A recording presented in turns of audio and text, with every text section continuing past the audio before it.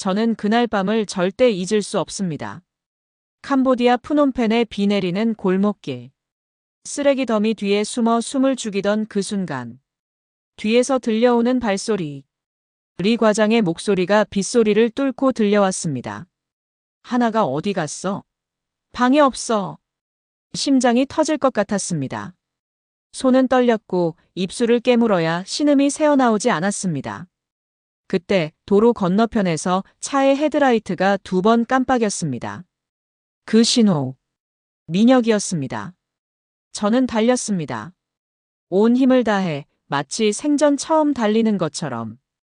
빗물이 얼굴을 때렸고 젖은 아스팔트에서 발이 미끄러졌지만 멈출 수 없었습니다. 뒤에서 누군가 소리쳤습니다. 저기야! 하나다! 차 문이 열렸습니다. 민혁의 손이 저를 끌어당겼습니다. 문이 닫히는 순간 차는 어둠 속으로 질주했습니다. 저는 숨을 헐떡이며 뒤를 돌아봤습니다. 식당의 붉은 간판이 점점 작아졌습니다. 그 안에서 보낸 3년의 시간이 감시와 두려움의 나날들이 멀어지고 있었습니다. 괜찮아요? 민혁의 목소리가 떨리고 있었습니다. 저는 대답할 수 없었습니다. 그저 그의 손을 붙잡고 울었습니다. 기쁨인지 두려움인지 알 수 없는 눈물이 멈추지 않았습니다. 하지만 이건 끝이 아니었습니다. 진짜 시작이었습니다. 국경을 넘어야 했고 자유에 도착해야 했습니다. 그리고 그 여정 끝에 제가 한 번도 꿈꾸지 못했던 것이 기다리고 있었습니다. 이건 제가 어떻게 그날 밤을 맞이하게 되었는지, 그리고 어떻게 국경을 건넜는지에 대한 이야기입니다. 사랑과 자유. 그 2가지를 위해 모든 것을 걸었던 이야기입니다. 구독과 좋아요, 그리고 알림 설정과 소중한 댓글은 영상 제작에 큰 도움이 됩니다. 푸놈펜의 밤은 언제나 소란스럽다. 거리의 오토바이 경적 소리, 노점상들의 외침, 그리고 관광객들의 웃음소리가 뒤섞인다. 그 한가운데 붉은 간판이 빛나는 북한 식당이 있었다. 평양관이라는 간판 아래로 외국인 관광객들이 줄지어 들어간다. 그들은 호기심 어린 눈빛으로 식당 안을 둘러본다. 북한 여성들이 서빙을 하고 무대에서 노래를 부르는 이국적인 풍경. 그것이 이 식당의 매력이었다. 하나는 오늘도 무대에 섰다. 27의 그녀는 이곳에서 가장 인기 있는 직원이었다. 붉은 조명 아래 그녀의 목소리가 울려 퍼졌다. 손님들은 박수를 치며 환호했다. 어떤 이는 핸드폰을 꺼내 영상을 찍었다. 하나는 미소 지으며 고개를 숙여 인사했다. 하지만 노래가 끝나고 무대를 내려올 때 그녀의 미소는 사라졌다. 주방으로 가는 복도는 어둡고 좁았다. 그곳에 리 과장이 서 있었다. 오늘 매출 어때? 좋습니다. 3번 테이블에서 추가 주문 많이 하셨어요. 리 과장은 고개를 끄덕이며 작은 수첩에 뭔가를 적었다. 그는 늘 그랬다. 모든 것을 기록했다. 누가 어떤 손님과 대화했는지, 누가 몇 시에 화장실에 갔는지, 누가 식사 시간에 밥을 남겼는지. 모든 것이 본국으로 보고되었다. 11번 테이블 손님이 너한테 계속 말 거는 것 같던데. 그냥 음식이 맛있다고 하셨어요. 그래. 조심해. 외부 사람들이랑 너무 친하게 지내면 안 된다는 거 알지? 네, 과장님. 하나는 고개를 숙였다. 리 과장이 지나간 후에야 그녀는 작게 숨을 내쉬었다. 그날 저녁 식당에 새로운 손님이 들어왔다. 30대 중반으로 보이는 한국인 남자였다. 단정한 셔츠에 차분한 인상. 그는 혼자 자리에 앉아 메뉴를 펼쳤다. 하나가 다가갔다. 어서 오세요. 주문하시겠어요? 남자는 고개를 들어 그녀를 바라봤다. 그의 눈빛이 잠시 머뭇거렸다. 아, 네. 평양냉면하고 불고기 주세요. 네, 알겠습니다.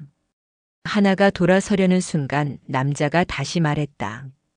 저기 실례지만 아까 무대에서 노래하신 분이시죠? 하나는 잠시 멈칫했다. 네, 맞습니다. 정말 노래 잘하시네요. 목소리가 정말 아름다워요. 하나는 어색하게 미소 지었다. 감사합니다. 그녀는 서둘러 주방으로 향했다. 하지만 그의 눈빛이 다른 손님들과는 달랐다는 걸 느꼈다. 호기심도 아니고 조롱도 아니었다. 그것은 따뜻함이었다. 식사를 마친 남자는 자리에서 일어나며 계산을 했다. 나가는 길에 그는 하나를 다시 한번 바라봤다. 하나는 무대 준비를 하고 있었다. 그들의 시선이 잠깐 마주쳤고 남자는 작게 고개를 숙여 인사했다. 하나는 그날 밤 잠을 이루지 못했다. 6명이 함께 쓰는 숙소방에서 그녀는 천장을 바라보며 생각했다. 그 남자는 누구였을까? 왜 그렇게 다정한 눈빛이었을까? 그리고 왜 자신의 심장이 이렇게 빠르게 뛰는 걸까? 다음 날 저녁 그 남자가 다시 왔다. 이번에는 혼자가 아니라 동료 한 명과 함께였다.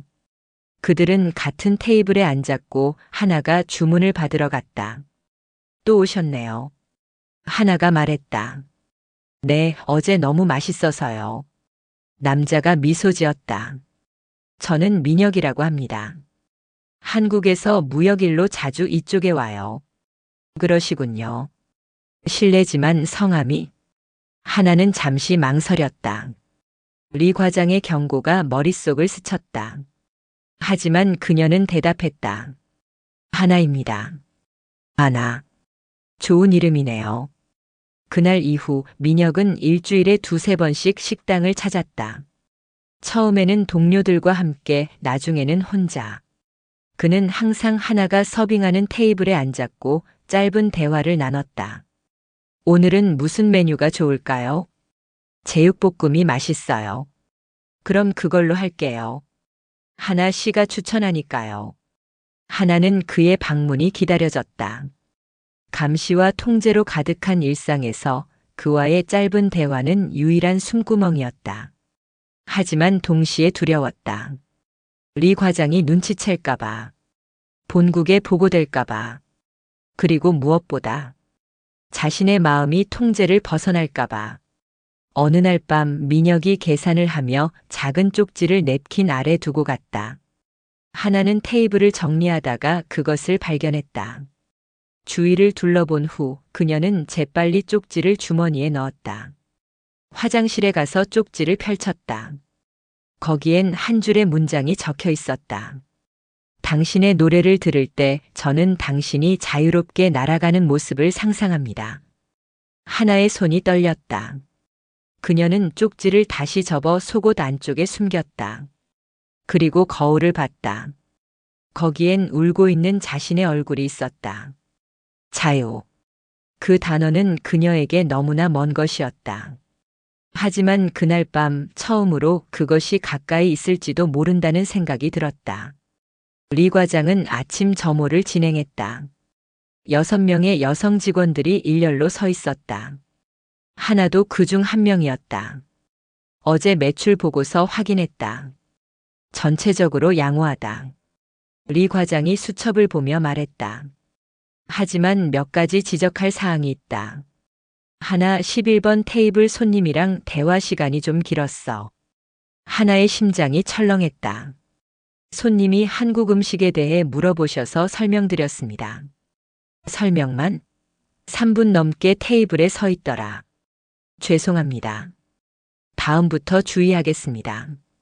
리 과장은 하나를 날카롭게 바라봤다. 우리가 여기 왜 있는지 잊으면 안 된다. 조국을 대표해서 외화를 벌러 온 거야. 개인적인 감정은 사치다. 알겠나? 네, 과장님. 점호가 끝나고 직원들이 각자 준비를 시작했다. 하나의 동료인 연희가 조용히 다가왔다. 괜찮아? 응, 괜찮아. 그 손님. 자주 오는 사람이지? 하나는 대답하지 않았다. 연희는 한숨을 쉬었다. 조심해, 하나야. 리 과장이 눈치챈 것 같아. 요즘 너 보는 눈빛이 달라. 아무것도 아니야. 그냥 단골 손님일 뿐이야. 하지만 연희의 경고는 정확했다. 그날부터 리 과장의 감시는 더욱 심해졌다. 하나가 테이블 서빙을 할 때마다 그는 멀리서 지켜봤다. 하나가 화장실에 가면 시간을 쟀다. 하나가 쉬는 시간에 뭘 하는지 확인했다. 그럼에도 민혁은 계속 식당을 찾았다. 하지만 이제는 대화를 나눌 수 없었다. 리 과장의 시선이 늘 그들 사이에 있었다. 민혁도 그것을 알아챘다. 그는 주문을 할 때 짧게 말했다. 조심하세요. 하나는 고개만 끄덕였다. 며칠 후 민혁이 다시 쪽지를 남겼다. 이번에는 영수증 뒤에 작게 적혀 있었다. 내일 저녁 8시. 식당 뒤편 골목. 2분만. 하나는 쪽지를 불에 태워버렸다. 하지만 그 내용은 머릿속에 새겨졌다. 그녀는 밤새 고민했다. 가야 할까 말아야 할까? 만약 들키면 어떻게 될까? 본국으로 송환될까? 아니면 더 심한 처벌을 받을까? 하지만 다음 날 저녁 8시 하나는 식당 뒷문을 열었다. 골목은 어두웠다. 쓰레기 냄새와 습한 공기가 코를 찔렀다. 그녀는 주위를 둘러봤다. 그때 그림자 속에서 민혁이 나타났다. 왔네요. 빨리 해야 해요. 2분밖에 없어요. 민혁은 고개를 끄덕이며 그녀에게 다가섰다. 하나 씨, 저는 당신을 도와주고 싶어요. 도와준다니 무슨 말이에요? 여기서 나갈 수 있어요. 자유롭게 살 수 있어요. 하나는 뒤로 물러났다. 말 조심하세요. 그런 말은 죽음이에요. 알아요. 하지만 방법이 있어요. 저를 믿으세요. 왜요? 왜 저를 도우려는 거예요? 당신한텐 아무 이득도 없잖아요. 민혁은 잠시 침묵했다. 그리고 조용히 말했다. 처음 당신을 봤을 때 당신의 눈이 슬퍼 보였어요. 무대에서 웃고 있었지만 눈은 울고 있었어요. 저는 그 눈을 자유롭게 해주고 싶어요. 하나의 가슴이 뛰었다. 그녀는 말없이 그를 바라봤다. 생각해 보세요. 제 연락처예요. 민혁이 작은 명함을 건넸다. 언제든 연락하세요. 제가 도울게요. 하나는 명함을 받아 주머니에 넣었다. 그 순간 뒷문이 열리는 소리가 났다. 하나는 재빨리 돌아섰다. 연이었다. 하나야. 리 과장이 찾아. 빨리 들어와. 하나는 마지막으로 민혁을 돌아봤다. 그는 어둠 속으로 사라지고 있었다. 그녀는 숨을 고르고 식당 안으로 들어갔다. 리 과장이 주방 앞에 서 있었다. 어디 갔었어? 쓰레기 버리러요. 쓰레기는 이미 연희가 버렸는데? 제가 놓친 게 있어서요. 리 과장은 의심스러운 눈빛으로 그녀를 훑어봤다. 요즘 이상해 하나. 뭔가 숨기는 거 있지? 없습니다. 그럼 좋다. 오늘 밤 숙소 점검 있을 거야. 개인 물건 다시 한번 정리해. 하나는 등골이 오싹했다. 숙소 점검. 그것은 모든 개인 물품을 뒤진다는 뜻이었다. 주머니 속의 명함이 불덩이처럼 뜨겁게 느껴졌다. 그날 밤 하나는 화장실에서 명함을 찢어 변기에 흘려보냈다. 하지만 전화번호는 이미 외워둔 상태였다. 숫자 하나하나를 마음속에 새겼다. 리 과장이 숙소를 점검했다. 모든 가방, 모든 서랍, 모든 책이 뒤집어졌다. 다행히 아무것도 발견되지 않았다. 하지만 그날 밤 이후 감시는 더욱 철저해졌다. 하나는 거의 숨도 쉴 수 없었다. 출근, 서빙, 노래, 퇴근. 그리고 숙소. 바깥 세상과의 접촉은 완전히 차단되었다. 민혁도 더 이상 식당에 오지 않았다. 아마도 상황을 눈치챈 것 같았다. 하지만 2주 후 테이블 밑에서 작은 쪽지를 발견했다. 민혁의 필체였다. 포기하지 마세요. 기회는 반드시 옵니다. 준비하고 있으세요. 하나는 쪽지를 삼켜버렸다. 종이가 목구멍을 타고 내려갔다. 쓰디쓴 맛이었지만 그 안에 담긴 희망은 달콤했다. 그날 밤 하나는 연희에게 조심스럽게 물었다. 혹시 여기서 나가는 방법 아는 사람 있어? 연희는 깜짝 놀라며 그녀를 바라봤다. 미쳤어? 그런 얘기하면 안 돼. 그냥 궁금해서. 연희는 한참을 망설이다가 작은 목소리로 말했다. 왕씨라고 있어. 캄보디아 브로커인데. 탈출을 도와준대. 하지만 돈이 엄청 많이 들어. 그리고 위험해. 실패하면 죽을 수도 있어. 어떻게 연락해? 하나야, 제발 그런 생각하지 마. 우리는 그냥 여기서 3년만 일하고 돌아가면 돼. 조국에서 영웅 대접 받는다고. 왜 위험한 짓을 해? 하나는 대답하지 않았다. 하지만 그녀의 마음은 이미 결정되어 있었다. 3년. 그 시간을 여기서 보내면 그녀는 영원히 자유를 모르고 살게 될 것이다. 그것은 살아있는 죽음이나 다름없었다. 그녀는 민혁의 말을 떠올렸다. 기회는 반드시 옵니다. 하나는 그 기회를 기다리기로 했다. 그리고 준비하기로 했다. 석 달이 흘렀다. 계절이 바뀌고 푸놈펜은 더욱 무더워졌다. 하나는 여전히 붉은 조명 아래에서 노래했고 민혁은 여전히 식당을 찾았다. 하지만 이제 그들은 더 조심스러웠다. 대화는 눈빛으로 이루어졌다. 민혁이 식당에 들어올 때 하나와 눈이 마주치면 그것으로 충분했다. 잘 지내고 있나요? 네, 당신도요. 그런 대화가 시선 속에 담겨 있었다. 어느 날 민혁은 책 한 권을 테이블에 두고 갔다. 한국어로 된 시집이었다. 하나는 그것을 발견하고 재빨리 앞치마 안에 숨겼다. 화장실에 가서 펼쳐보니 어떤 시에 연필로 밑줄이 그어져 있었다. 자유는 공짜가 아니다. 누군가는 그것을 위해 날개를 접고 누군가는 그것을 위해 날개를 펼친다. 그 아래 작은 글씨로 전화번호가 적혀 있었다. 하나는 그 번호를 외우고 책의 그 페이지를 찢어 삼켰다. 다음 날 하나는 기회를 노렸다. 식당 휴게 시간에 직원들 몰래 공중전화로 그 번호에 전화를 걸었다. 3번의 신호음 후 민혁의 목소리가 들렸다. 여보세요? 저예요. 하나의 목소리가 떨렸다. 하나 씨, 지금 안전해요? 5분밖에 없어요. 빨리 말해주세요. 다음 주 금요일.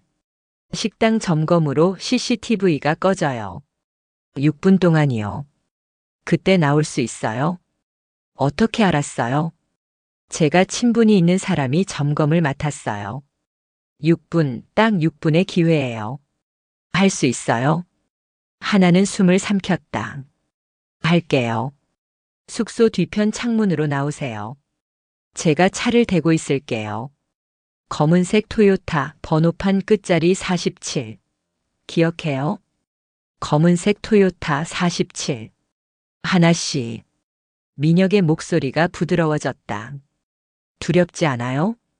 두려워요. 너무 두려워요. 하지만, 당신을 믿어요. 전화기 너머로 침묵이 흘렀다. 그리고 민혁이 말했다. 저도 당신을 믿어요. 아니, 그것보다 더한 감정이에요. 하나씨, 저는 말하지 마세요. 하나가 그의 말을 끊었다. 지금은 안 돼요. 자유로워진 후에 그때 들을게요. 약속해요? 약속해요. 전화를 끊고 하나는 벽에 기댔다. 심장이 미친 듯이 뛰었다. 두려움과 설렘이 뒤섞여 있었다. 다음 주 금요일. 딱 일주일 후. 그녀의 인생이 완전히 바뀔 날이었다. 그날 밤 연희가 하나의 침대 옆에 앉았다. 하나야, 너 뭔가 계획하고 있지? 무슨 소리야? 나 바보 아니야. 요즘 내 눈빛 달라. 뭔가 결심한 사람 눈빛이야. 하나는 잠시 망설이다가 연희의 손을 잡았다. 연희야, 만약. 정말 만약에 말이야. 내가 여기를 떠난다면 넌 어떻게 할 거야? 연희의 얼굴이 창백해졌다. 하나야, 제발. 대답해줘. 연희는 한숨을 쉬었다. 나는 겁이 많아. 너처럼 용감하지 못해. 그냥 3년 채우고 돌아갈 거야. 날 고발하진 않을 거지. 미쳤어? 내가 널 절대 안 해. 하지만 하나야, 제발 성공해. 잡히면 끝이야. 정말 끝이라고. 알아. 그래서 준비하고 있어. 그날 밤 하나는 자신이 가진 모든 것을 정리했다. 가져갈 수 있는 건 작은 가방 하나뿐이었다. 여권은 리 과장이 보관하고 있었다. 돈도 거의 없었다. 하지만 그녀에겐 민혁이 있었다. 그리고 자유를 향한 갈망이 있었다.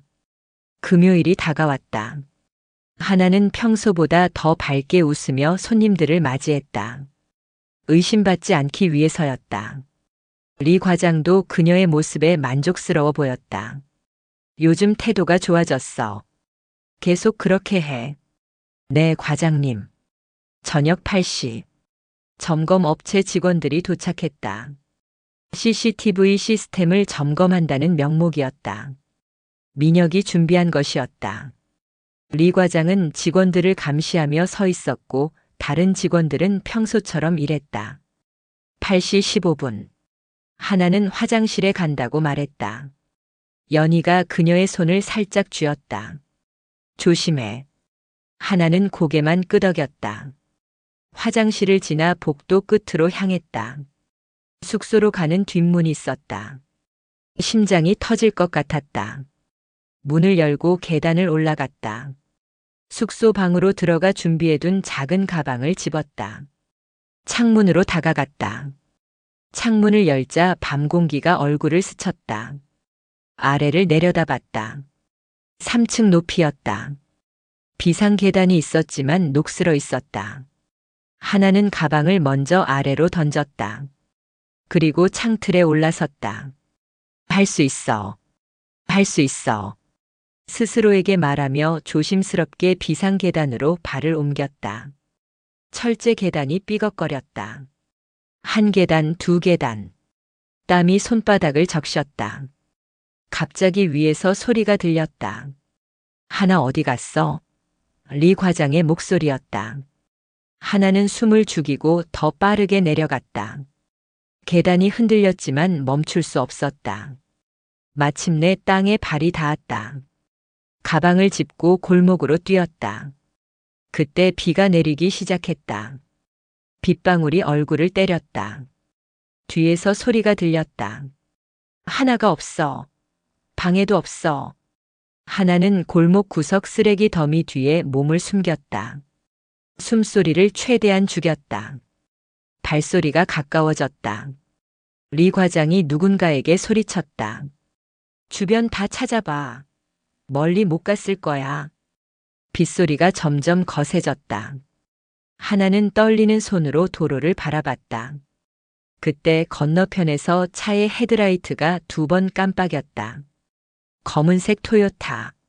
민혁이었다. 하나는 심호흡을 했다. 그리고 달렸다. 그날 하나는 차에 오르지 못했다. 달리던 중 누군가가 그녀의 팔을 붙잡았다. 리 과장이었다. 어딜 가려고? 하나는 비명을 지르며 몸부림쳤다. 민혁이 차에서 내려 달려왔지만 다른 직원 2명이 나타나 길을 막았다. 하나, 나 줘요. 민혁이 소리쳤다. 당신 누구야?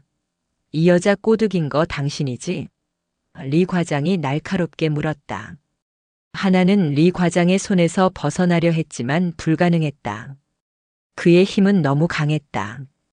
결국 하나는 식당으로 끌려갔고 민혁은 경찰에 신고하겠다는 리 과장의 위협에 물러설 수밖에 없었다. 숙소방. 하나는 혼자 갇혔다. 창문은 철창으로 막혔고 문은 밖에서 잠겼다. 그녀는 바닥에 주저앉아 울었다. 실패했다. 모든 게 끝났다. 다음 날 아침 리 과장이 방에 들어왔다. 본국에 보고했다. 일주일 후 송환 조치될 거야. 과장님 제발. 제발은 무슨. 너 지금 조국을 배신한 거야. 알아? 배신자. 저는 그냥 자유롭게 살고 싶었을 뿐이에요. 리 과장은 비웃었다. 자유. 그게 뭔데? 자본주의 사회에서 돈 없이 떠돌아다니는 게 자유야? 넌 여기서 조국을 위해 일하는 게 행복한 거야. 행복하지 않아요. 한 번도 행복했던 적 없어요. 리 과장의 표정이 굳었다. 정신 차려 하나. 일주일 후면 넌 평양으로 돌아간다. 거기서 내 운명이 결정될 거야. 그가 나간 후 하나는 절망에 빠졌다. 송환되면 어떻게 될까? 강제노동 수용소? 아니면 더 심한 처벌? 그녀는 떨리는 손으로 머리를 감싸쥐었다. 그날 밤 창문 틈으로 작은 돌멩이가 던져졌다. 돌에 종이가 감겨 있었다. 하나는 재빨리 주워 펼쳤다.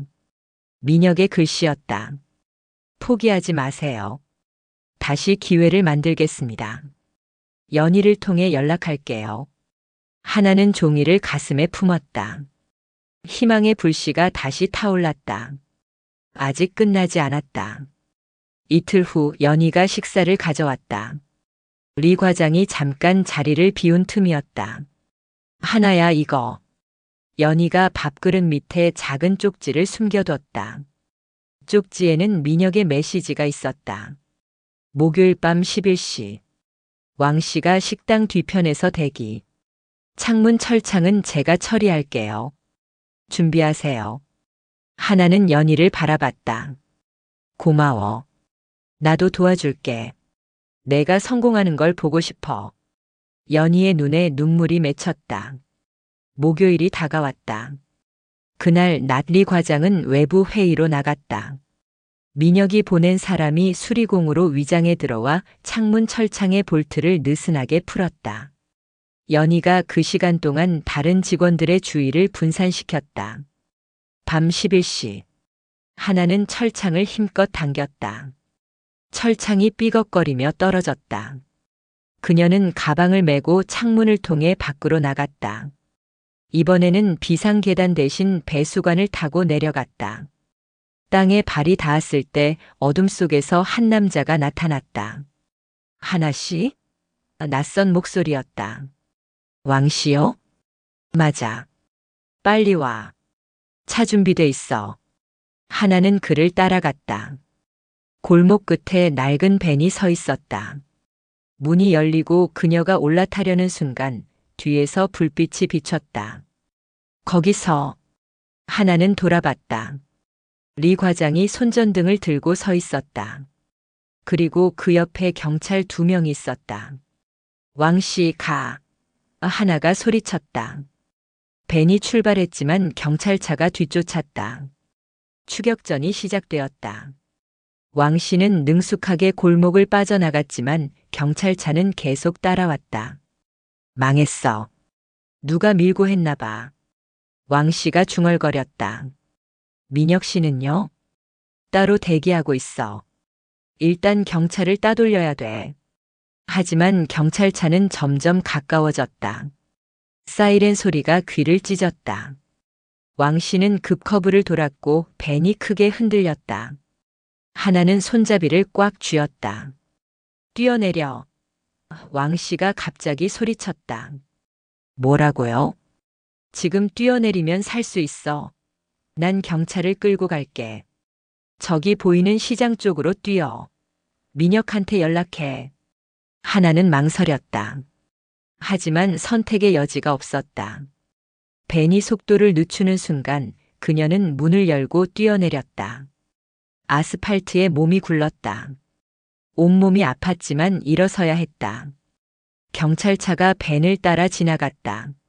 하나는 비틀거리며 시장 쪽으로 달렸다. 어둠 속에서 누군가 그녀를 붙잡았다. 민혁이었다. 하나씨, 다쳤어요? 괜찮아요. 빨리 가요. 민혁은 그녀를 안전가옥으로 데려갔다. 작고 허름한 방이었지만 그곳은 따뜻했다. 민혁이 그녀의 상처를 치료하며 말했다. 왕 씨가 잡혔어요. 경찰이 그를 체포했대요. 쟤 때문이에요. 다 쟤 때문에. 아니에요.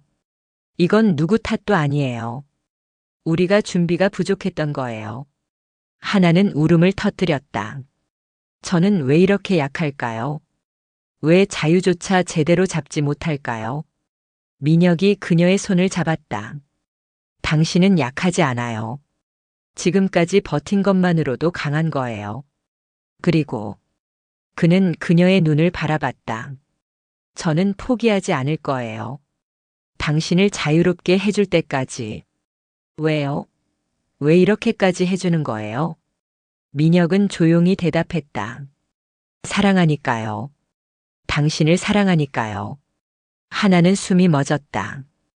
그 말을 듣는 순간 모든 고통이 사라지는 것 같았다. 저도 당신을 사랑해요. 그녀가 떨리는 목소리로 말했다. 두 사람은 서로를 껴안았다. 작은 방 안에서 세상과 단절된 그곳에서 그들의 사랑은 처음으로 온전히 확인되었다. 하지만 현실은 냉혹했다. 리 과장과 경찰이 그들을 찾고 있었고 시간은 많지 않았다. 이제 어떻게 하죠? 하나가 물었다. 왕 씨는 안 됐어요. 다른 방법을 찾아야 해요. 제가 아는 사람 중에 태국 쪽 루트를 아는 사람이 있어요. 더 위험하지만 그게 마지막 기회예요. 얼마나 위험한데요? 국경을 걸어서 넘어야 해요. 밀림을 통과해서 며칠이 걸릴 거예요. 하나는 민혁의 눈을 바라봤다. 그 눈에는 결의가 담겨 있었다. 같이 가줄 거예요? 당연하죠. 끝까지 함께 할 거예요. 하나는 고개를 끄덕였다. 그럼 가요. 어디든지. 당신과 함께라면 갈 수 있어요. 3일 후 민혁이 새로운 계획을 가져왔다. 오늘 밤이에요. 마지막 기회예요. 리 과장이 제가 여기 있다는 걸 알면. 알아요. 그래서 오늘 밤이어야 해요. 내일이면 늦어요. 민혁의 친구가 식당 관리자에게 뇌물을 썼다. CCTV를 단 6분간 꺼주기로 한 것이다. 하지만 이번엔 다른 점이 있었다. 하나는 이미 식당을 탈출한 상태였고 리 과장은 그녀를 찾기 위해 혈안이 되어 있었다. 제가 식당으로 돌아가야 해요. 하나가 말했다. 무슨 소리예요? 그건 자살 행위예요. 아니에요. 제가 숙소로 몰래 돌아가서 마치 아무 일도 없었던 것처럼 있다가 그날 밤에 다시 나오는 거예요. 그래야 의심을 피할 수 있어요. 민혁은 난감한 표정을 지었다. 너무 위험해요. 다른 방법이 없어요. 리 과장이 저를 찾고 있다는 건 경계가 심하다는 뜻이에요. 차라리 제가 먼저 나타나서 아무것도 모르는 척 하는 게 나아요. 결국 그들은 하나의 계획대로 하기로 했다. 그날 저녁 하나는 식당 뒷문으로 몰래 들어가 숙소로 올라갔다. 연희가 그녀를 발견하고 깜짝 놀랐다. 하나야. 어떡해. 쉿. 아무한테도 말하지 마. 나 지금부터 아픈 척 할 거야. 방에서 쉬고 있었다고 해줘. 연희는 고개를 끄덕였다. 그리고 리 과장에게 보고했다. 과장님 하나 찾았어요. 방에서 아파서 누워 있었대요. 리 과장은 곧장 하나의 방으로 달려갔다. 하나는 침대에 누워 신음했다. 어디 아파? 배가 너무 아파요. 아마 뭘 잘못 먹은 것 같아요. 리 과장은 의심스러운 눈으로 그녀를 바라봤다. 정말이야? 네. 정말이에요. 왜 진작 얘기 안 했어? 죄송해요. 괜찮아질 줄 알았는데. 리 과장은 한참을 그녀를 관찰하다가 나갔다. 오늘 밤 점검 있을 거야. 움직이지 말고 있어. 하나는 안도의 한숨을 쉬었다. 일단 의심을 피한 것 같았다. 밤 10시. 식당이 문을 닫았다. 직원들은 숙소로 돌아가 쉬고 있었다. 리 과장은 사무실에서 보고서를 작성하고 있었다. 10시 45분. 민혁의 친구가 식당 관리자에게 연락했다. 지금이요. CCTV 꺼주세요. 관리자는 망설였지만 약속한 돈을 생각하며 CCTV 전원을 껐다. 6분이에요. 6분 후에 다시 켤 거예요. 하나는 침대에서 일어났다. 가방을 메고 창문으로 다가갔다. 이번엔 철창이 없었다. 민혁이 미리 제거해뒀던 것이다. 그녀는 조심스럽게 창문을 열고 밖을 내다봤다. 비가 내리기 시작했다. 빗방울이 얼굴을 적셨다. 하나는 배수관을 잡고 내려가기 시작했다. 손이 미끄러웠지만 악착같이 붙잡았다. 2층까지 내려왔을 때 위에서 소리가 들렸다. 하나, 또 도망가려고? 리 과장이었다. 그는 창문으로 고개를 내밀고 아래를 내려다봤다. 내려와. 당장. 하나는 더 빠르게 내려갔다. 배수관이 흔들렸지만 놓을 수 없었다. 마침내 땅에 발이 닿았다. 거기서 리 과장이 계단을 뛰어내려오는 소리가 들렸다. 하나는 골목으로 달렸다. 비가 점점 거세졌다. 시야가 흐려졌지만 멈출 수 없었다. 뒤에서 발소리가 들렸다. 리 과장이 쫓아오고 있었다. 하나, 내가 어디로 가든 찾아낼 거야. 하나는 쓰레기 더미 뒤에 몸을 숨겼다. 심장이 터질 것 같았다. 리 과장의 발소리가 점점 가까워졌다. 그는 손전등으로 주변을 비췄다. 나와. 더 이상 도망칠 곳 없어. 하나는 숨을 죽였다. 손전등 불빛이 그녀가 숨은 곳을 스쳐 지나갔다. 그 순간 도로 건너편에서 차의 헤드라이트가 2번 깜빡였다. 민혁이었다. 하나는 리 과장이 잠깐 다른 쪽을 보는 틈을 타서 튀어나왔다. 그리고 미친 듯이 달렸다. 비에 젖은 아스팔트, 빗소리, 자신의 숨소리만 들렸다. 저기 있어. 리 과장이 소리쳤다. 하지만 하나는 멈추지 않았다. 10m, 5m. 차가 점점 가까워졌다. 민혁이 문을 열고 손을 뻗었다. 하나씨, 빨리. 하나는 마지막 힘을 다해 뛰어 차에 올라탔다. 문이 닫히는 순간 차는 급발진했다. 리 과장이 차를 붙잡으려 했지만 이미 늦었다. 차는 어둠 속으로 질주했다. 하나는 뒷좌석에 쓰러져 숨을 헐떡였다. 온몸이 비에 젖어 있었고 심장은 미친 듯이 뛰었다. 괜찮아요? 민혁이 백미러로 그녀를 바라봤다. 하나는 대답할 수 없었다. 그저 울음만 터져 나왔다. 해냈다. 정말로 해냈다. 식당을 벗어났다. 감시의 눈을 피했다.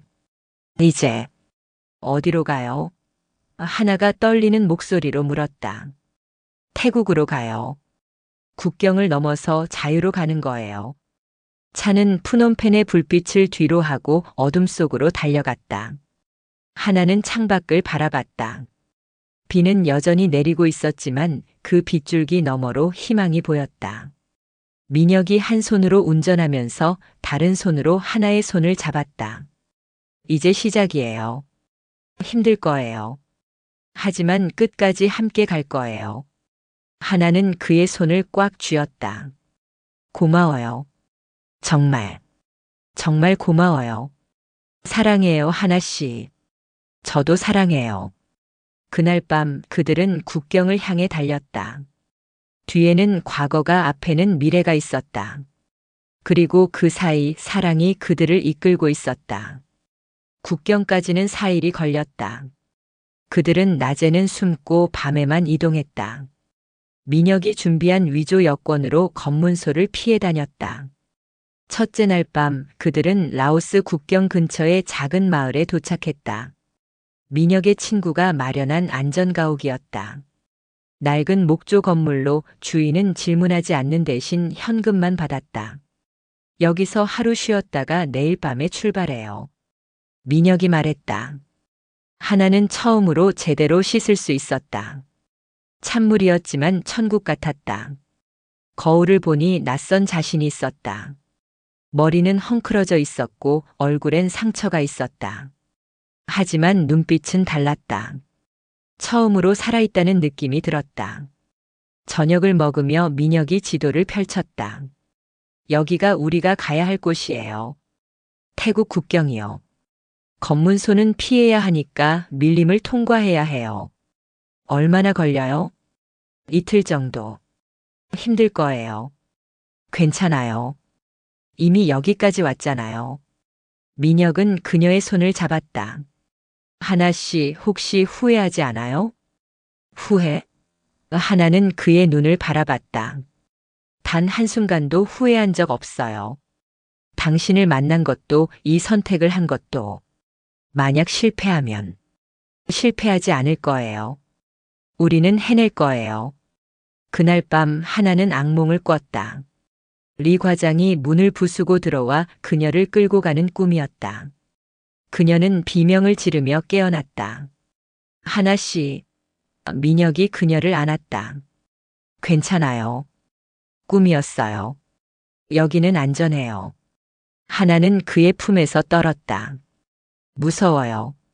잡힐까봐. 다시 돌아갈까봐. 절대 그런 일 없을 거예요. 제가 지켜줄게요. 그는 하나가 다시 잠들 때까지 그녀를 안고 있었다. 둘째 날 밤 그들은 버스를 탔다. 라오스를 가로질러 태국 국경 마을로 가는 야간 버스였다. 하나는 창가에 앉아 밤 풍경을 바라봤다. 처음으로 자유롭게 이동하는 기분이에요. 하나가 속삭였다. 정말요? 네. 식당에서는 어디든 리 과장의 허락을 받아야 했어요. 화장실도 휴게실도. 이렇게 버스를 타고 어디론가 간다는 것 자체가 꿈만 같아요. 민혁은 그녀의 머리를 자신의 어깨에 기대게 했다. 이제 당신은 자유예요. 어디든 갈 수 있어요. 버스가 산길을 올라갔다. 창밖으로 별이 보였다. 하나는 그 별들을 보며 생각했다. 북한에서도 이 별들을 봤을까? 같은 하늘 아래 있지만 얼마나 다른 삶을 살았는지. 셋째 날 그들은 국경 마을에 도착했다. 작고 가난한 마을이었다. 민혁의 연락책이 그들을 맞이했다. 키가 작고 나이든 남자였다. 국경까지 걸어서 6시간이요. 길은 험해요. 준비됐소? 준비됐습니다. 민혁이 대답했다. 그들은 가이드를 따라 밀림으로 들어갔다. 좁은 오솔길을 따라 걸었다. 나무들이 하늘을 가렸고 습한 공기가 숨을 막혔다. 2시간을 걸었을 때 하나가 비틀거렸다. 괜찮아요? 민혁이 붙잡았다. 네. 괜찮아요. 계속 가요. 하지만 그녀의 얼굴은 창백했다. 민혁은 가이드에게 잠깐 쉬자고 했다. 나무 그늘 아래 앉아 물을 마셨다. 미안해요. 제가 약해서. 하나가 말했다. 아니에요. 당신은 강해요. 정말 강해요. 가이드가 앞을 가리켰다. 저기부터가 위험구역이요. 순찰대가 있어요. 조용히 가야 해요. 그들은 다시 출발했다. 이번에는 더 조심스럽게, 더 천천히. 모든 소리가 위협으로 느껴졌다. 나뭇가지 부러지는 소리, 새 울음소리, 바람소리. 해가 지고 어둠이 내렸다. 가이드는 손전등도 켜지 못하게 했다. 그들은 달빛의 의지에 걸었다. 저기. 가이드가 속삭였다. 저강이 국경이요. 멀리 강물 소리가 들렸다. 하나의 심장이 빠르게 뛰었다. 거의 다 왔다. 조금만 더. 하지만 그때 불빛이 보였다. 순찰대였다. 엎드려. 가이드가 명령했다. 세 사람은 땅에 엎드렸다. 순찰대가 지나갔다. 2명의 군인이 손전등을 비추며 주변을 살폈다. 하나는 숨도 쉬지 못했다. 민혁이 그녀의 손을 꽉 쥐었다. 10분이 지났다. 순찰대가 멀어졌다. 가이드가 일어나라는 신호를 보냈다. 빨리. 지금 가야 해요. 그들은 강으로 달렸다. 강은 생각보다 깊지 않았다. 무릎까지 오는 물이었다. 하지만 물살은 거셌다. 제 손 잡으세요. 민혁이 하나의 손을 잡았다. 그들은 강을 건넜다. 차가운 물이 다리를 때렸다. 하나가 미끄러졌지만 민혁이 붙잡았다. 한 걸음, 두 걸음. 마침내 반대편 땅에 발이 닿았다. 태국이었다. 해냈어요. 하나가 떨리는 목소리로 말했다. 가이드가 고개를 끄덕였다. 여기서부터는 제 일이 끝이요. 저 마을까지 걸어가면 경찰서가 있어요. 거기서 망명 신청하면 돼요. 고맙습니다. 민혁이 나머지 돈을 건넸다. 가이드가 떠난 후 두 사람은 서로를 바라봤다. 젖은 옷, 지친 얼굴 하지만 눈빛은 빛났다. 우리 해냈어요. 하나가 웃었다. 울면서 웃었다. 민혁이 그녀를 껴안았다. 네, 해냈어요. 정말로 해냈어요. 그들은 한참을 그렇게 서 있었다. 국경 너머 자유의 땅에서. 넷째 날 새벽 그들은 마을에 도착했다. 작은 태국 마을이었다. 사람들이 하나둘씩 일어나 하루를 시작하고 있었다. 경찰서를 찾았다. 오래되고 작은 건물이었다. 민혁이 먼저 들어가 상황을 설명했다. 경찰관이 놀란 표정으로 하나를 바라봤다. 북한에서 왔다고요? 하나는 고개를 끄덕였다. 경찰관은 상급자에게 연락했다. 곧 여러 사람들이 모여들었다. 질문이 쏟아졌다. 하나는 차분히 대답했다. 어디서 왔는지, 어떻게 탈출했는지, 왜 탈출했는지. 당신은 이제 안전합니다. 한 경찰관이 말했다. 태국은 북한 망명자를 보호합니다. 한국으로 갈 수 있도록 도와드릴게요. 그 말에 하나는 무너져 울었다. 안전하다니. 더 이상 도망치지 않아도 된다니. 민혁이 그녀를 안았다. 다 끝났어요. 이제 정말 자유예요. 하지만 절차는 복잡했다. 신원 확인, 조사, 서류 작업. 며칠이 걸렸다. 그 사이 그들은 태국 정부가 제공한 임시 숙소에 머물렀다. 어느 날 저녁 발코니에서 두 사람은 석양을 바라봤다. 여기 와서 처음으로 편하게 숨 쉬는 것 같아요. 하나가 말했다. 이제 시작이에요. 한국에 가면 새로운 삶을 시작할 수 있어요. 두려워요. 그곳 사람들이 저를 받아줄까요? 민혁이 그녀의 손을 잡았다. 제가 있잖아요. 그리고 당신은 혼자가 아니에요. 같은 길을 걸어온 사람들이 많아요. 하나는 그의 어깨에 머리를 기댔다. 당신이 아니었으면 여기까지 못 왔을 거예요. 당신의 용기가 아니었으면 저도 아무것도 못했을 거예요. 해가 지고 별이 떴다. 같은 별이지만 이제는 자유의 하늘 아래에서 보는 별이었다. 일주일이 지났다. 태국 정부의 조사가 끝났고 하나의 신원이 확인되었다. 그녀는 공식적으로 북한 탈북자로 인정받았다. 한국 대사관 직원이 찾아왔다. 친절한 미소를 가진 여성이었다. 하나 씨, 한국으로 가는 절차를 시작하겠습니다. 비행기는 다음 주 화요일이에요. 하나는 믿을 수 없다는 표정으로 물었다. 정말 한국에 갈 수 있는 거예요? 네. 한국 정부는 모든 탈북자를 받아들입니다. 당신은 환영받을 거예요. 그날 밤 하나는 잠들지 못했다. 한국. 자유의 나라. 꿈에만 그리던 곳. 정말로 그곳에 갈 수 있다니. 민혁이 물었다. 무슨 생각해요? 제가 정말 거기서 살 수 있을까요? 저는 아무것도 몰라요. 한국에 대해, 그곳 사람들에 대해. 배우면 돼요. 천천히 하나씩. 저도 도와줄게요. 당신은 저랑 계속 함께 있을 거예요? 민혁은 그녀의 두 손을 잡았다. 하나 씨, 저는 당신에게 청혼하고 싶어요. 하나는 숨이 멎었다. 지금은 아니에요. 한국에 가서 당신이 자리 잡고 새로운 삶에 적응하고 그때 제대로 청혼할 거예요. 하지만 지금 약속하고 싶어요. 제가 평생 당신 곁에 있겠다고. 하나의 눈에서 눈물이 흘렀다. 저도 약속할게요. 평생 당신을 사랑하겠다고. 두 사람은 키스했다. 처음으로 자유롭게 두려움 없이. 화요일 아침이 밝았다. 공항으로 가는 날이었다. 하나는 거울을 보며 준비했다. 대사관에서 준 새 옷을 입었다. 처음 입어보는 한국 옷이었다. 어때요? 하나가 물었다. 아름다워요. 민혁이 미소 지었다. 공항으로 가는 차 안에서 하나는 창밖을 바라봤다. 태국의 거리, 사람들, 차들. 모든 게 신기했다.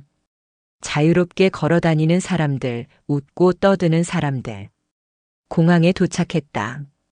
출국 수속을 밟는 동안 하나는 계속 주변을 둘러봤다. 혹시 누군가 자신을 쫓아온 건 아닐까? 리 과장이 나타나는 건 아닐까? 괜찮아요. 민혁이 그녀의 손을 잡았다. 아무도 없어요. 우리는 안전해요.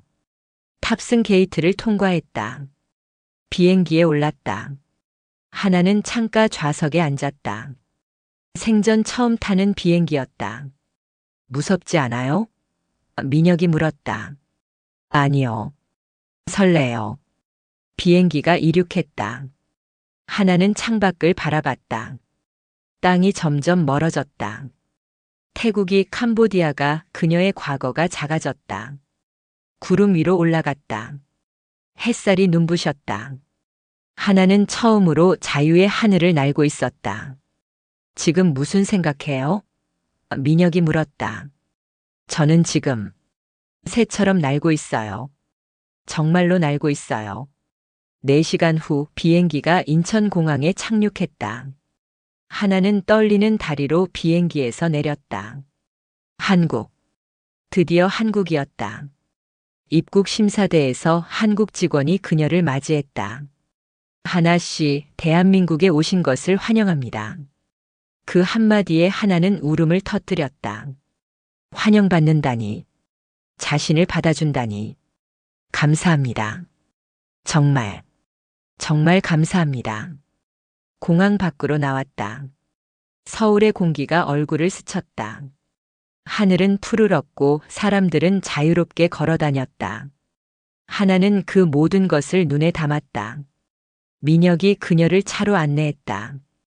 이제 제 집으로 갈 거예요. 당분간 거기서 지내면서 적응하면 돼요. 고마워요. 정말 모든 게 고마워요. 차가 서울 거리를 달렸다. 하나는 창밖을 넋놓고 바라봤다. 높은 빌딩들, 네온 사인 수많은 차들. 모든 게 낯설었지만 아름다웠다. 여기가 제 새 집이에요? 하나가 물었다. 우리의 새 집이에요. 민혁이 정정했다.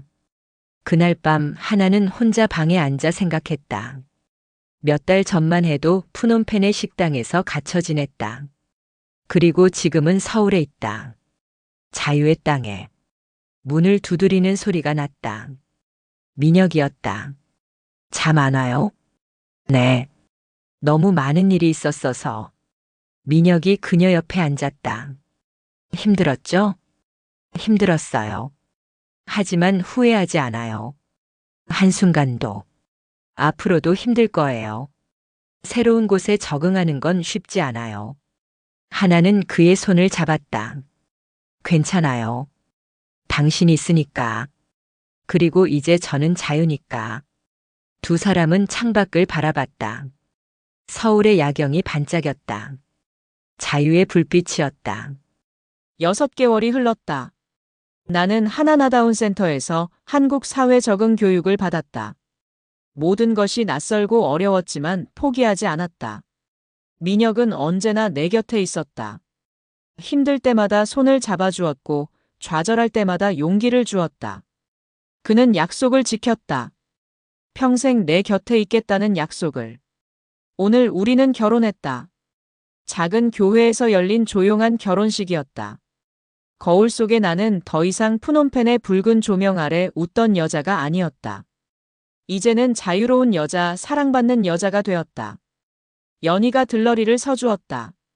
그녀도 나를 보고 탈북의 용기를 냈다. 버진로드를 걸으며 나는 내가 얼마나 멀리 왔는지 느꼈다. 감옥 같은 식당을 벗어나 죽음의 국경을 넘어 자유의 땅에 섰나. 결혼식이 끝난 뒤 별빛 아래에서 나는 민혁의 품에 안겨 있었다. 프놈펜에서 처음 그를 만났던 순간이 떠올랐다. 그 따뜻한 눈빛이 내 인생을 바꾸었다. 그는 나를 도구로 보지 않았다. 한 사람으로, 한 인간으로 봐주었다. 그 사실이 내 마음을 자유롭게 했다. 신혼여행으로 제주도에 갔다. 처음 보는 바다는 끝없이 펼쳐져 있었다.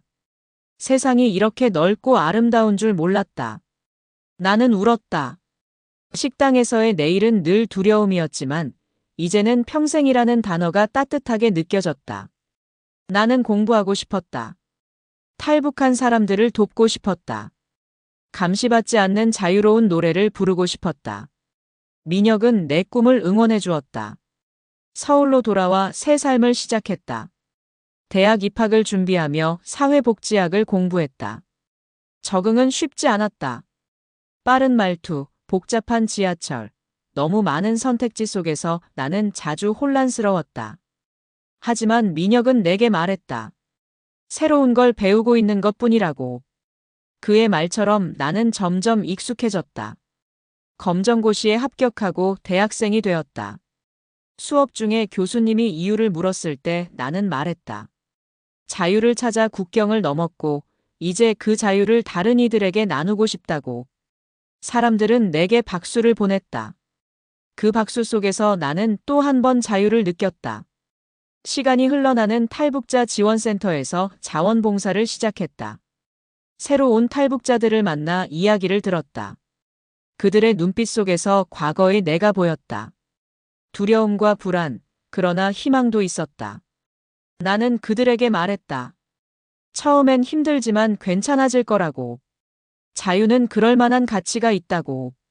어느 날 나는 임신 사실을 알았다. 새로운 생명이 내 안에서 자라고 있었다. 자유로운 땅에서 태어날 아이. 나는 눈물을 흘렸다.